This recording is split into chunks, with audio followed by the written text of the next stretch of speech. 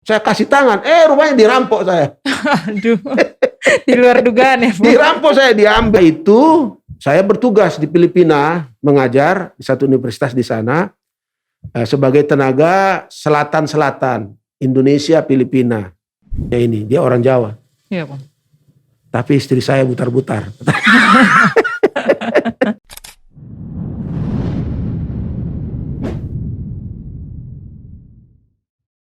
Iuran pasti yang dijamin undang-undang juga mengatakan begini, berapa yang kita bayar, itu yang kita terima. Iya. Sebagai pensiunan, sebagai peserta aktif. Ya, berapa yang kita bayar, itu yang kita terima. Kalau ini kan kita bayar 5%, kita terima 75%. Yang bayar siapa? KBP. Nggak sanggup kita. Iya. Pindahlah. Makanya ada pensiunan di sini bilang sedih kami.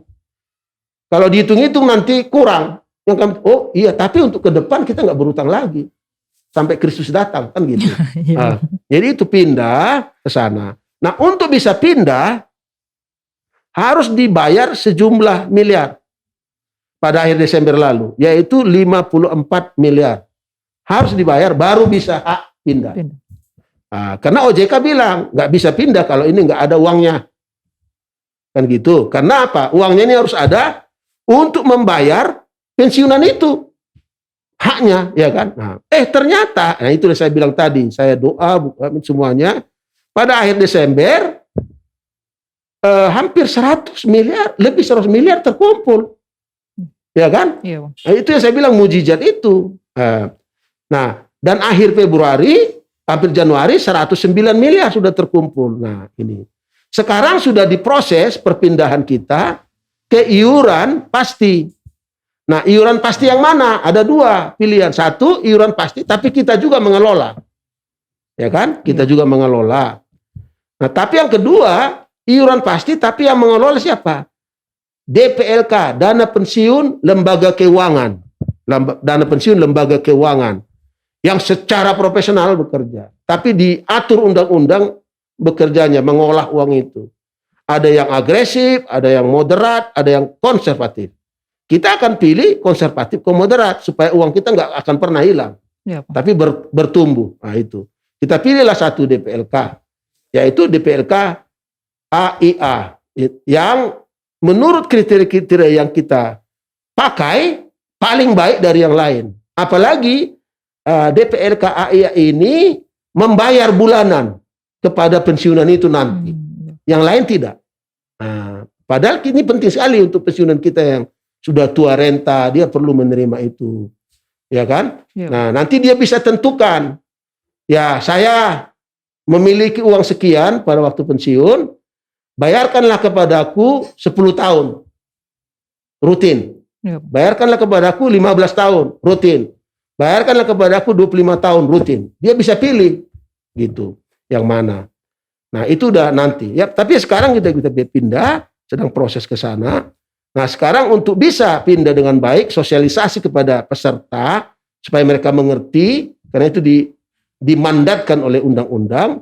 Nah, sekarang sudah kita tahu bahwa ternyata setelah kita dapat 108 miliar pada akhir Desember, nanti pensiunan kita waktu kita pindah menerima banyak jumlahnya sebagai miliknya.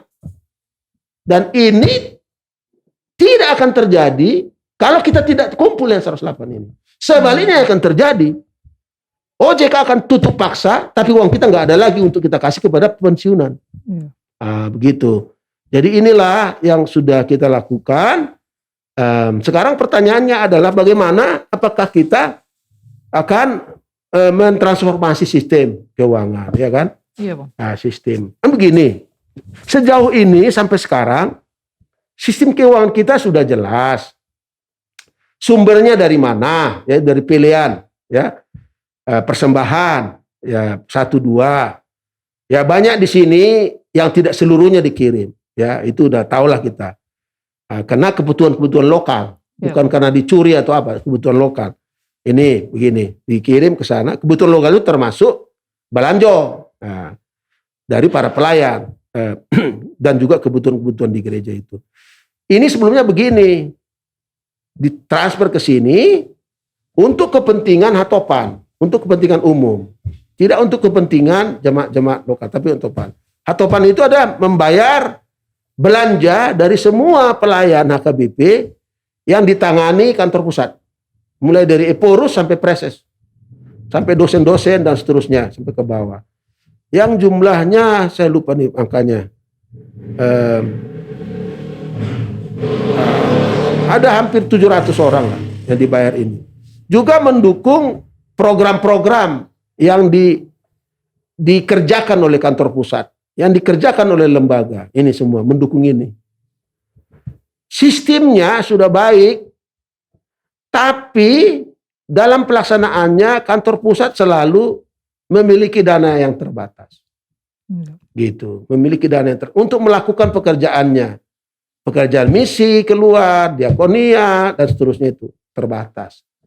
Sehingga kita mempunyai rencana yang bagus, budget juga yang bagus, tapi pelaksanaannya kurang. Inilah yang sekarang. Nah, karena itu kita mau robah dengan sistem sentralisasi keuangan. Yaitu bagaimana? Begini, nanti kita hitung kebutuhan seluruh kantor pusat, kebutuhan seluruh Preses, kebutuhan rencana program kantor pusat, rencana distrik, rencana resort, dihitung semua. Misalnya 100. Lalu kita hitung potensi keuangan jemaat. Semua persembahan itu. Mungkin disebut 200. Ya kan? Nah, sekarang tim sedang menghitung berapa persen lah yang potensi keuangan di sini diolah di sini untuk membayar semuanya itu. Termasuk membayar belanja pelayan di situ, di tempat itu. Sehingga pelayan di sana fokus dia melayani, ya, dan jemaat tidak harus memikirkan belanjonya, tapi presentasi tadi dikirim ke sini untuk diolah dari sini. Nah, itu satu sistem yang baru. Nah, bagaimana memastikan supaya uang yang dikirim ke sini itu yang pasti jumlahnya besar nanti, ya, itu aman, itu diolah dengan baik. Nah, inilah nanti yang kita buat, kita harus bentuk tim keuangan. Bukan hanya bendahara umum, tim keuangan yang profesional. Supaya dipastikan yang masuk tercatat bagus, ya kan, digunakan dengan baik, dan kalau bisa yang dikirim ini ke sini, ya, jangan pas-pasan. Ya. Harus ada lebih, misalnya butuh 100, dikirimlah antara 120 dari persentase ini. Supaya yang 20 ini bisa kita olah untuk bisa membangun yang saya bilang tadi. Ya kan? Ya. Nah, di jemaat kalau ada kurang mereka bisa bikin pesta. Bikin pekerjaan ini, itu kalau kurang. Tapi kita sebagai HKBP kuat. Nah, itu Katolik kan begitu. Katolik begitu, makanya banyak sekali rumah sakit Katolik sana sini, sekolahnya, universitasnya. Kita HKBP enggak. Nah, inilah yang mau kita robah sistemnya. Dan ini saya yakin sekali, karena warga HKBP banyak yang pintar-pintar, yang bisa mengerjakan sistem itu dengan baik. Kira-kira begitu jawab saya. Terima kasih. Sudah jelas ya, itu Siegian. Kita lanjut ke pertanyaan berikutnya, Pung. Ini sepertinya bukan pertanyaan, Pung. Pernyataan. Dari @Christopher Simamora 01. Pak, saya mau tes pendeta tahun ini. Tolong doakan saya agar lulus menang di Sekolah Tinggi Teologi HKBP Pematang Siantar. Wah, ini permohonan doa ya dari Christopher untuk didoakan Eporus ya. Beruntung nih. Wah, luar biasa. Saya ingat nanti namamu Christopher. Mudah-mudahan Tuhan mendengarkan doa kita, doa Eporus juga. Cuma ada begini, biasanya ya, seperti yang kita ketahui, kita ikuti, kita alami, kita imani, itu doa kita itu ada apa namanya, ora et labora ya, ora et labora. Dan saya mau tekankan dalam sejarah perjalanan umat Allah yang tercatat dalam Alkitab maupun di luar Alkitab, itu kalau Allah mau melakukan karyanya, dia punya dua cara. Yang pertama adalah cara yang kita ketahui, cara yang bisa kita pahami, yaitu dia pakai manusia, dia pakai anak-anaknya, dia pakai para nabi, hamba-hambanya, dan semua para malaikatnya, ya, untuk menjadikan rencananya. Yang kedua adalah dia bisa bertindak di luar kemampuan kita menduganya, merancangnya apalagi. Nah, dalam hal ini doa kita tadi harus mencakup keduanya. Ya, keduanya. Engkau sendiri belajar dengan sangat baik, mempelajari apa yang materi-materi yang diuji. Ya, bisa saja saudara lulusnya ke universitas negeri tinggi dia, tapi belum pas ke sini, kau ujian bisa kalah karena enggak engkau pelajari apa yang diuji, yaitu psikotes pertama-tama. Ya, pelajarilah psikotes itu. Bagaimana? Apa yang dicari oleh psikotes? Pertama, kecepatan, kehati-hatian, kecermatan, ya kan? Dan juga apa? Ketenangan, gitu.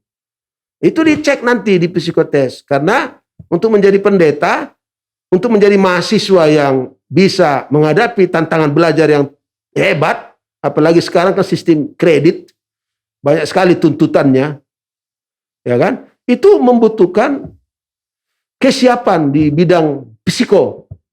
Itulah dites dulu. Nah, kalau kamu udah kalah di situ, nggak masuk lagi ke ujian akademis. Nah, ujian akademis itu ada dua, satu tertulis. Nah, tertulis dan wawancara. Ya, ujian akademis itu ada disebut apa? Bahasa Indonesia, bahasa Inggris, pengetahuan umum, pengetahuan isi Alkitab. Nah, kalau pengetahuanmu yang 4 itu rendah, ya jelas kalah, kan gitu. Apalagi bahasa Inggris. Karena kita sebagai mahasiswa teologi harus banyak membaca buku-buku yang ditulis dalam bahasa Inggris. Ya, tidak hanya bahasa Indonesia, maka itu harus kuat. Bahasa Indonesia kita juga harus kuat, karena dia udah mahasiswa, sudah harus menulis paper. Ya kan? Kalau bahasamu Indonesiamu kurang-kurang, nggak diterima. Karena tidak ada paling kuliah bahasa Indonesia 1-2 semester hanya apanya itu. Tapi di dalam dirimu sudah harus mampu. Apalagi pengetahuan umum, termasuk pengetahuan tentang HKBP dunia ini.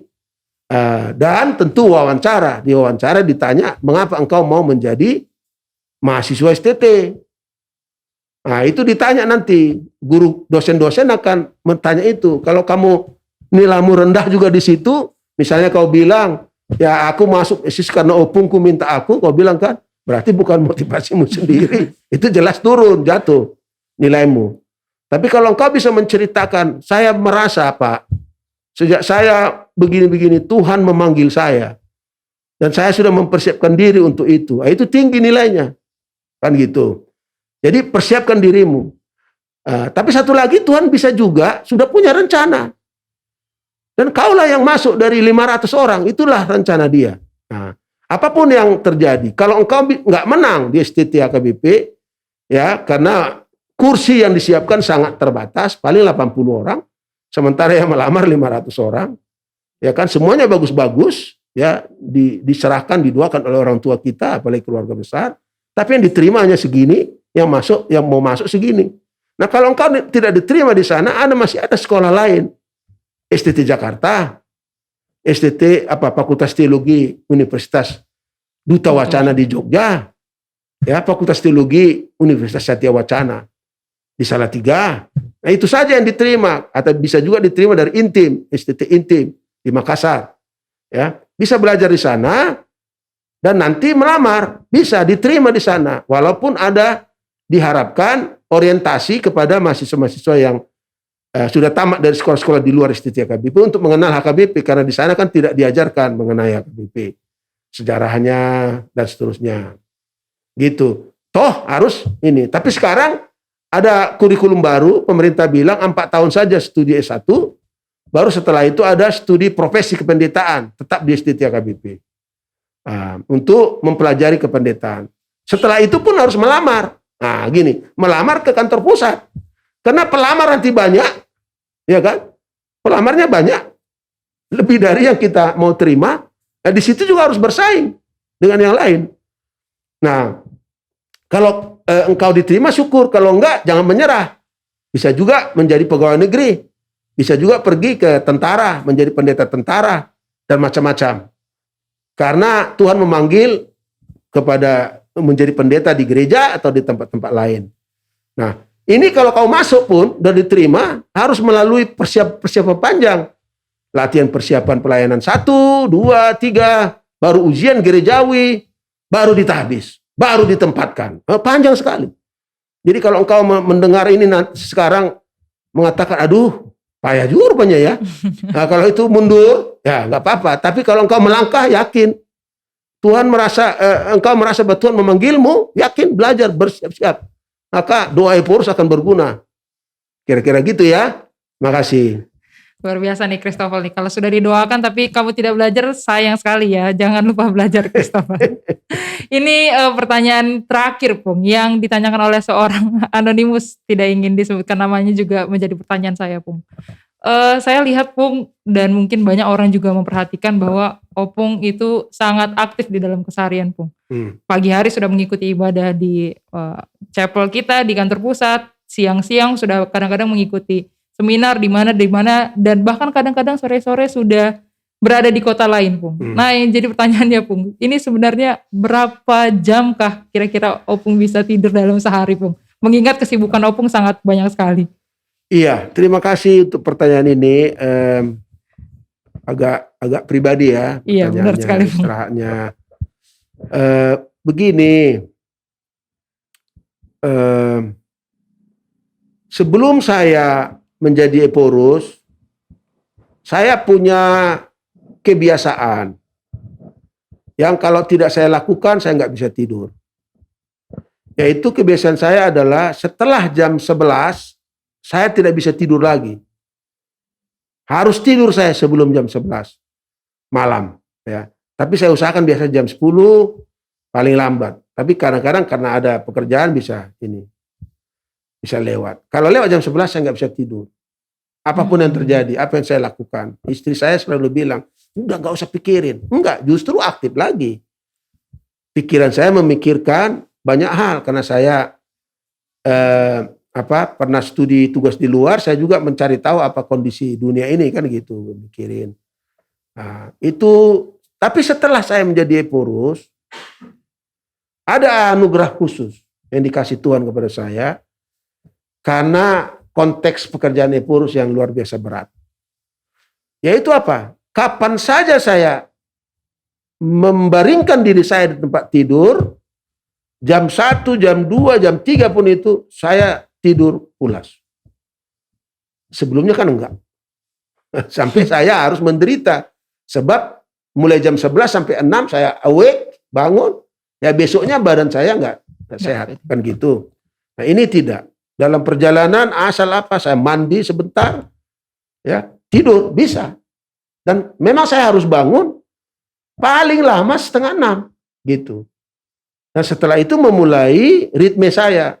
Ya berdoa, meditasi, baca Alkitab, mendoakan. Semualah kita HKBP tidak sebentar itu mendoakannya, karena harus saya sebut ya. Dan setelah itu sarapan, setelah sarapan kerja tugas gitu ya. Jadi kalau Sekus Eporus itu capek sekali saya buat, karena jam-jam tengah 6 saya udah kasih order ini karena saya udah bekerja di situ sampai ke malam hari ya.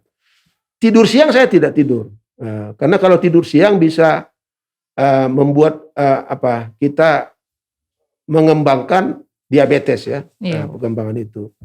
Bagus saya jalan aja sebentar untuk mengalahkan ngantuk. Nah, berapa jam tidur? Ya kalau saya bisa menghentikan diri saya dari pekerjaan, saya bisa tidur lah itu jam tengah 10, jam 10, bangun jam 4. Itulah hanya 6 jam lah. 6 jam paling apa. Tapi itulah tubuh saya ini. Tubuh saya tidak mau bermalas-malas gitu. Sudah settingnya seperti itu ya Bung. Sudah mekanismenya sudah ada. hormon tubuhnya sudah ini. Tidak bisa saya tidur lewat jam 7, jam 8, tidak. Udah bangun saya bekerja, tapi agak ngantuk, kondisi tubuh tidak bagus kan gitu ya. Gitu. Jadi sebelumnya untuk kesehatan tubuh saya bergantung kepada apa yang saya makan. Makan bagus, makan banyak gitu ya. Tapi setelah saya kena COVID November 2020, saya sadar bahwa saya tidak bisa tergantung kepada apa yang saya makan. Tapi harus ada suplemen vitamin, ya, vitamin C, vitamin D. Itu rutin saya makan supaya imunitas tubuh saya tetap bertahan, agar COVID tidak datang lagi, walaupun saya sudah 3 kali divaksinasi. Ya, jadi itulah, saya pikir tadi anugerah khusus itu terjadi karena banyak mungkin, dan saya tahu ada beberapa sahabat-sahabat iman saya yang mendoakan saya. Di Inggris masih ada tempat saya studi dulu, sampai sekarang mereka rutin mendoakan saya. Ya, di jemaat-jemaat saya tahu juga ada beberapa. Jadi pemahaman saya adalah bukan hanya pendeta yang mendoakan, warga juga mendoakan. Ada kawan saya pendeta mengatakan, kenapa KRP didoakan oleh warga, kitanya mendoakan? Oh bukan, saya bilang gitu. Hidup saya begitu, yang lain mendoakan, saya mendoakan. Nah, banyak gunanya itu mendapat. Jadi tidurnya, kalau saya tiba jam 2 pagi, toh bangun juga jam 6, tengah 6. Jadi tergantung kondisinya. Jadi kalau saya lihat kurang tidur, ya kalau kesempatan malam berikutnya bisa saya tidur lebih awal, saya tidur aja. Gitu ya. Jadi tidak harus sekian jam, enggak. Tergantung kondisinya. Nah, vitamin membantu, tapi Tuhan juga menolong saya lah, doa-doa yang lain.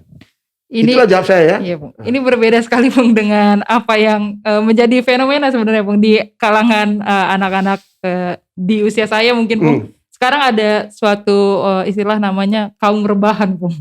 Jadi justru kaum-kaum ini tidak perlu disetting waktunya Bung, tapi maunya rebahan terus. Ini sangat berbeda dengan produktivitasnya Bung. Oh tidak, saya nggak mau rebahan terus, ada jamnya itu udah.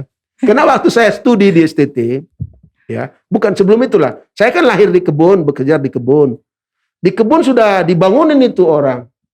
Orang tua saya sudah bangun, saya harus bangun juga memasak.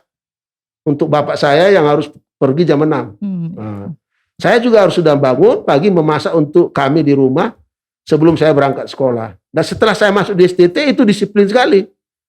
Gitu. Disiplin sekali. Karena waktu itu kami, karena masih pakai mesin tik ya, di asrama itu, nggak bisa kami bekerja sesuka mungkin dengan mesin tiknya. Di kamar harus ada kesepakatan. Jam 10 nggak ada lagi mengetik ya. Karena kita harus tidur gitu. Nah, pagi-paginya sudah harus bangun ya, karena harus olahraga. Kalau nggak datang nanti bapak asrama gentor-gentor pintu, bangun katanya, kan nggak enak. Itu sudah dilatih tubuh saya. Nah, jadi saya nggak perlu pakai alarm. Iya, enggak. Sudah bangun sendiri dia. Ini beda sekali Bung memang. Generasi sekarang teman-teman harus belajar banyak dari Opung Eporis kita.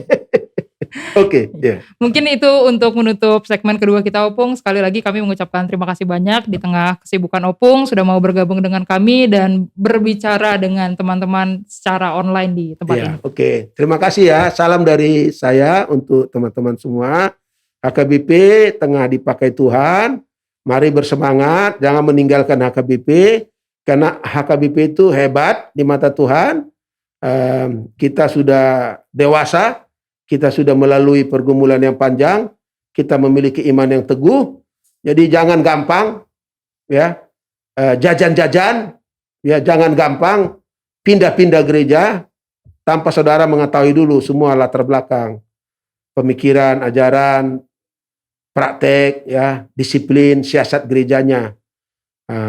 Kalau kita di HKBP sudah jelas semua. Jadi selamat mengikut Kristus, selamat berjuang, selamat menjadi anak-anak HKBP yang hebat, yang Presiden Jokowi saya bilang tadi menghargai karena anak-anak HKBP berjuang hebat di seluruh penjuru di Indonesia ini. Horas, Mak. Tuhan Yesus berkati teman-teman. Terima kasih.